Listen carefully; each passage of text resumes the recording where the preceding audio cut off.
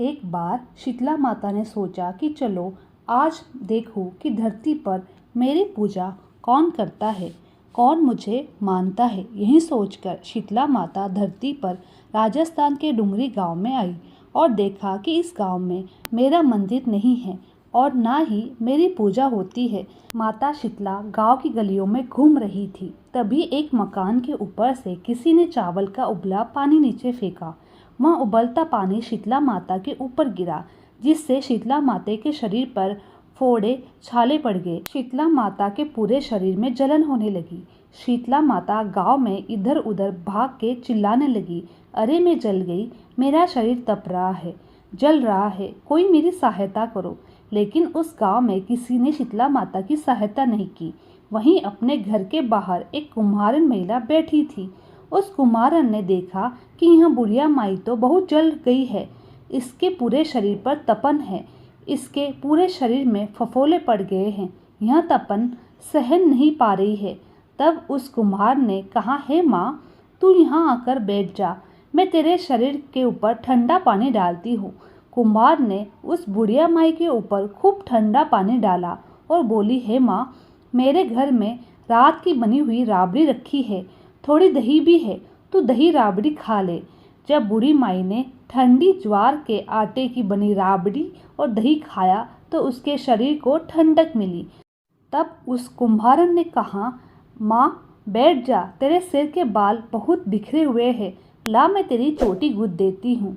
कुम्हारन माई की चोटी गूंथने हुए कंघी बालों में करती रही। अचानक कुम्हारन की नज़र उस बुढ़िया माई के सिर के पीछे पड़ी तो कुम्हारन ने देखा कि एक आँख बालों के अंदर छुपी है। यह देखकर वह कुम्हारन डर के मारे घबराकर भागने लगी। तभी उस बुढ़िया माई ने कहा, रुक जा बेटी, तू डर मत, मैं कोई भूत प्रेत नहीं हूँ, मैं शीतला देवी हूँ। मैं तो इस धरती पर देखने आई थी कि मुझे कौन मानता है, कौन मेरी पूजा करता है। इतना कहकर माता चार भुजा वाली हीरो जवाहरात के आभूषण पहने हुए, सिर पर स्वर्ण मुकुट धारण किए अपने असली रूप में प्रकट हो गई। माता के दर्शन कर कुम्हारन ने सोचने लगी कि अब मैं गरीब इन माता को कहाँ बिठाऊं। तब माता बोली, हे बेटी, तुम किस सोच में पड़ गई हो। तब उस कुम्हारन ने हाथ जोड़कर आंखों में आंसू बहते हुए कहा, हे माँ, मेरे घर में तो चारों तरफ दरिद्रता बिखरी हुई है, मैं आपको कहाँ बिठाऊं। मेरे घर में ना तो चौकी है, ना बैठने के लिए आसन है। तब शीतला माता प्रसन्न होकर उस कुम्हारन के घर पर खड़े हुए गधे पर बैठकर एक हाथ में झाड़ू, दूसरे हाथ में डलिया लेकर कुम्हारन के घर की दरिद्रता को झाड़कर डालियों में भरकर फेंक दिया और उस कुम्हारन से कहा, हे बेटी, मैं तेरी सच्ची भक्ति से प्रसन्न हूँ, अब तुझे जो भी चाहिए मुझसे वरदान मांग लो। तब कुम्हारन ने हाथ जोड़कर कहा, हे माता, मेरी इच्छा है अब आप इसी डुंगरी गांव में स्थापित होकर यही निवास करें और जिस प्रकार आपने मेरे घर की दरिद्रता को अपनी झाड़ू से साफ कर दिया, ऐसे ही आपको जो भी भक्त होली के बाद की सप्तमी अष्टमी को भक्ति भाव से पूजा कर अष्टमी के दिन आपको ठंडा जल, दही व बासी ठंडा भोजन चढ़ाए, उसके घर की दरिद्रता को दूर करना एवं आपकी पूजा करने वाली महिलाओं को अखंड सुहाग रखना, उसकी गोद हमेशा भरी रखना। साथ ही जो पुरुष शीतला अष्टमी को नाई के यहाँ बाल न कटवाए, धोबी को कपड़े धुलाने ना दे और पुरुष भी आप पर ठंडा जल चढ़ाकर, नारियल फूल चढ़ाकर परिवार सहित ठंडा बासी भोजन करे, उसके काम धंधे व्यापार में कभी दरिद्रता न आए। तब माता बोली, तथास्तु।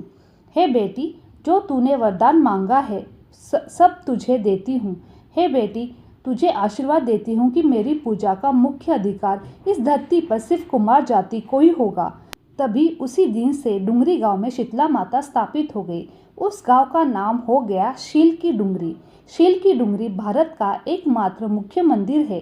शीतला सप्तमी या अष्टमी के दिन वहाँ बहुत विशाल मेला लगता है। बोलो शीतला माता की जय।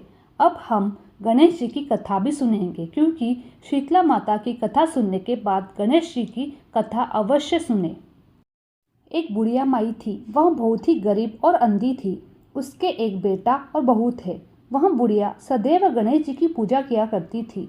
एक दिन गणेश जी प्रकट होकर उस बुढ़िया माई से बोले, बुढ़िया माई, तू जो चाहे सो मांग ले। बुढ़िया बोली, मुझसे तो मांगना नहीं आता, कैसे मांगूं और क्या मांगूं। तब गणेश जी बोले, अपने बेटे बहू से पूछ कर मांग ले।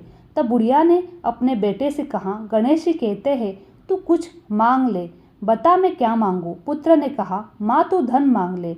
बहू से पूछा, बहू ने कहा नाती मांग ले। तब बुढ़िया ने सोचा कि ये तो अपने अपने मतलब की बात कह रहे हैं। अंत उस बुढ़िया ने पड़ोसन से पूछा तो उन्होंने कहा, बुढ़िया तू तो थोड़े दिन जिएगी, क्या तू धन मांगे और क्या नाती मांगे। तू तो अपनी आंखों की रोशनी मांग ले, जिससे तेरी जिंदगी आराम से कट जाए। इस पर बुढ़िया माई बोली, यदि आप प्रसन्न है तो मुझे 9 करोड़ की माया दे, निरोगी काया दे, अमर सुहाग दे, आंखों की रोशनी दे, नाती दे, पोता दे, सब परिवार को सुख दे और अंत में मोक्ष दे। यह सुनकर गणेश जी बोले, बुढ़िया माई तूने तो हमें ठग लिया, फिर भी जो तूने मांगा है वचन के अनुसार सब तुझे मिलेगा। और यह कहकर गणेश जी अंतर्धान हो गए।